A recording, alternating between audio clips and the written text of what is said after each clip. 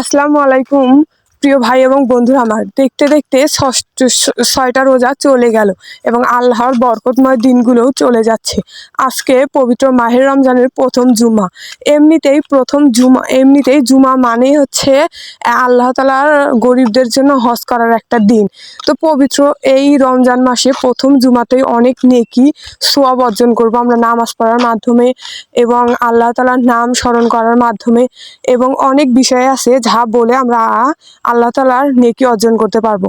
তো বসে না থেকে সময়গুলো না নষ্ট করে অবশ্যই আল্লাহর নেকি পাওয়া যায় এবং আল্লাহর সন্তুষ্ট হন এমন কোনো কাজ করব।